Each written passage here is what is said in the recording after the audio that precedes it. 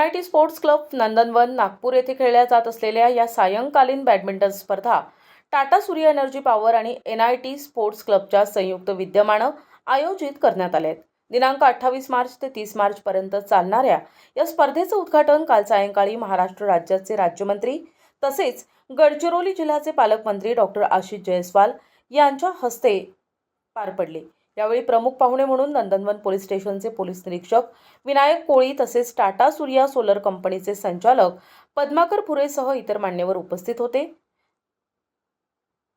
निष्पक्षता, आदर तसेच उदारतेने खेळल्या जात असलेल्या या ओपन बॅडमिंटन स्पर्धेत 12 संघ आणि 80च्या वर्ग ग्रुपमध्ये 32 संघ असे एकूण 44 रोमांचक सामने होणार आहेत। एकूण 88 खेळाडू आपलं कौशल्य दाखवीत सहभागी होत आहेत। 30 मार्चला सायंकाळी या स्पर्धेचे समापन आणि पुरस्कार वितरण सोहळा पूर्व नागपूरचे आमदार कृष्णाजी खोपडे यांच्या प्रमुख उपस्थितीत होत असल्याचे या स्पर्धेचे संयोजक प्रमोद देवखरे आणि विस्पुते यांनी कळवले।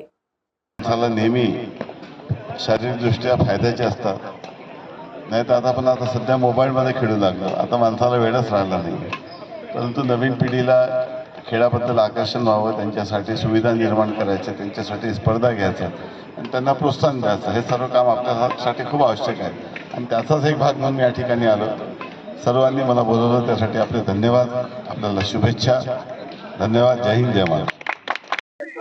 आज NIT घरकुल नागपूरमध्ये टाटा सोलर पॉवर प्लांट तर्फे 3 दिवसीय बॅडमिंटन टूर्नामेंट येथे आयोजित करण्यात आलेला आहे आणि आज त्या कार्यक्रमाचं आज उद्घाटन माननीय या राज्याचे राज्यमंत्री आशिषजी जयस्वाल साहेब यांच्या हस्ते करण्यात आलेला आहे आणि रविवारी माननीय कृष्णाजी खोपडे या विभागाचे आमदार यांच्या हस्ते बक्षीस देऊन ते सुद्धा येथे बक्षीस वितरणाला येणार आहेत आणि खरोखरच आजच्या या चांगल्या वातावरणामध्ये या ठिकाणी या NIT घरकुलच्या सर्व सदस्यांनी म्हणा किंवा या टाटा सोलर प्लांटच्या सर्व कमिटीच्या लोकांनी या ठिकाणी बॅडमिंटनचं आयोजन केलेलं आहे। खरोखरच अतिशय चांगलं आयोजन या ठिकाणी करण्यात आलेलं आहे।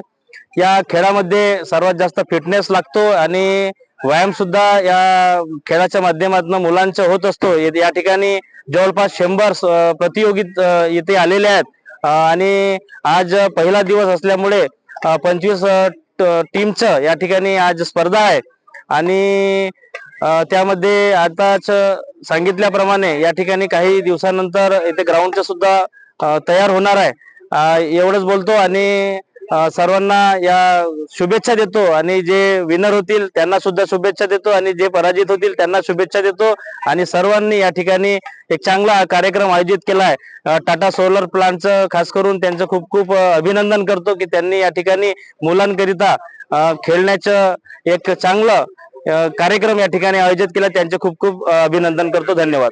प्रतिनिधी अनिल बालपांडे, NTV न्यूज मराठी, नागपूर।